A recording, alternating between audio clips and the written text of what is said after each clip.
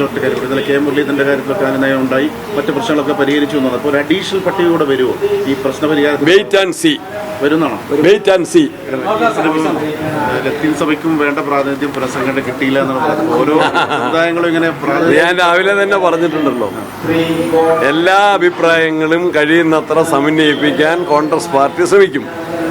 എല്ലാവരും കോൺഗ്രസ് നേതാക്കന്മാരുൾപ്പെടെ ആരും 100% തൃപ്തരല്ല. കഴിയുന്നത്ര എല്ലാവരോടും നീതി പുലർത്താനും നല്ലൊരു നേതൃത്വത്തെ പ്രദാനം ചെയ്യാനും ശ്രമിച്ചിട്ടുണ്ട്. കമ്മിറ്റിയുടെ എണ്ണം കൂടിയാൽ നിങ്ങളതിനെ ജംബോ കമ്മിറ്റി എന്ന് വിളിക്കും. ഒരു ജംബോ പാർട്ടി ആയതുകൊണ്ട് കൂടുതൽ ആളുകൾ വേണം. ഇനിയും എന്തെങ്കിലും പോരായ്മയുണ്ടെങ്കിൽ അത് പരിഹരിക്കും, കോൺഗ്രസിനെ ശക്തിപ്പെടുത്തും.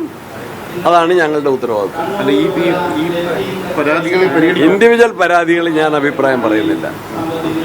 തുടർച്ചയായി ഇങ്ങനെ 1-2 സഭകൾ ഇങ്ങനെ ഭാഗത്തുനിന്ന് ഇങ്ങനെ വന്നതുകൊണ്ടാ ചോദിച്ചത്. ഞാൻ പറഞ്ഞല്ലോ, ഇൻഡിവിജ്വൽ പരാതികൾ പരസ്യമായിട്ട് ഞാൻ പറയുന്നില്ല. ഈ ഷാഫി പറമ്പിലിനെതിരായ പോലീസിന്റെ അതിക്രമം ഉണ്ടായതിനു ശേഷം വലിയ പ്രതിഷേധമൊക്കെ കോൺഗ്രസിന്റെ ഭാഗത്തുനിന്നുണ്ടായി. പക്ഷേ നടപടിയെടുക്കണമെന്ന ആവശ്യം ഇത്ര ദിവസമായിട്ടും ഒരു തരത്തിലുള്ള. ഇന്ന് കോഴിക്കോട് MP MK രാഘവനും DCC പ്രസിഡന്റ് പ്രവീണും KPCC ജനറൽ സെക്രട്ടറിമാര് അഡ്വക്കേറ്റ് ജയന്തും അതുപോലെ PM നിയാസും ഇന്ന് കോഴിക്കോട് IG കണ്ടിട്ടുണ്ട്. ഞാൻ ജയിലിൽ പോയി, ജയിലിൽ അടയ്ക്കപ്പെട്ട നിരപരാധികളായ പ്രതികളെ കൊയിലാണ്ടി ജയിലിൽ പോയി കണ്ടിട്ടാണ് ഞാൻ വരുന്നത്. അവർ IG കണ്ട് ഈ കേസിൽ സത്യസന്ധമായ അന്വേഷണം വേണം. ഷാഫി ആക്രമിച്ചു എന്നതൊരു യാഥാർത്ഥ്യമാണ്. അവിടുത്തെ SP തന്നെ പറഞ്ഞിട്ടുണ്ട് ആ സംഭവം പോലീസിന്റെ ഭാഗത്തുനിന്നുണ്ടായൊരു വീഴ്ചയാണ് എന്ന്. പിന്നീട് ഉയർന്ന പോലീസുകാർ പറഞ്ഞു AI ആർട്ടിഫിഷ്യൽ ഇന്റലിജൻസ് ആ സംവിധാനം ഉപയോഗിച്ചുകൊണ്ട് ഇതിൻ്റെ കാര്യങ്ങൾ തെളിയിക്കും എന്ന് പറഞ്ഞു. ഇപ്പോൾ CPMന്റെ വിരട്ടൽ LDF കൺവീനർ തന്നെ ഇടപെട്ട് അതിൽ നിന്ന് പോലീസ് പിന്തിരിഞ്ഞിരിക്കുകയാണ്. ഞങ്ങൾക്കറിയാം പോലീസിൻ്റെ കരങ്ങൾ കെട്ടപ്പെട്ടിരിക്കുന്നു. ആ കാര്യത്തിൽ ഞങ്ങൾക്ക് നല്ല പ്രതിഷേധമുണ്ട്. ഞങ്ങളെ ആക്രമിച്ചു. ഷാഫി എന്ന ഊർജ്ജസ്വലനായ ഒരു പാർലമെന്റ് അംഗത്തെ പട്ടാപ്പകൽ ആക്രമിച്ചിട്ട് അതിനെ ന്യായീകരിക്കാനും അക്രമത്തിന് വിധേയരായ നിരപരാധികളുടെ പേരിൽ കള്ളക്കേസെടുത്ത് അവരെ ജയിലിലയക്കാനും ശ്രമിക്കുന്നത് പിണറായി വിജയന്റെ തെറ്റായ പോലീസ് നയത്തിന്റെ ഭാഗമാണ്. ആഭ്യന്തര വകുപ്പ് തീർത്തും പക്ഷപാതപരമാണ്.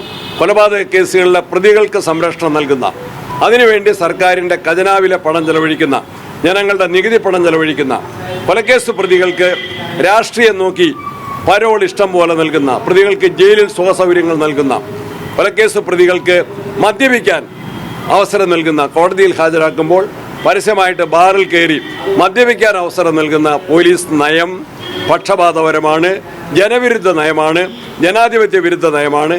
ആ നയങ്ങളുടെ കെടുതികളാണ് പ്രതിപക്ഷത്ത് നിന്ന് ഞങ്ങൾ അനുഭവിക്കുന്നത്.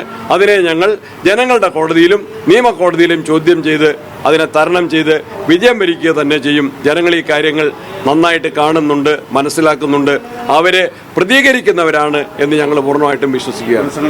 ഇന്നലെ കെ മുരളീധരന്റെ കാര്യത്തിലൊക്കെ അനുനയം ഉണ്ടായി, മറ്റു പ്രശ്നങ്ങളൊക്കെ പരിഹരിച്ചു എന്നത്. അപ്പോൾ ഒരു അഡീഷണൽ പട്ടിക കൂടെ വരുമോ ഈ പ്രശ്ന പരിഹാരം? Wait and C.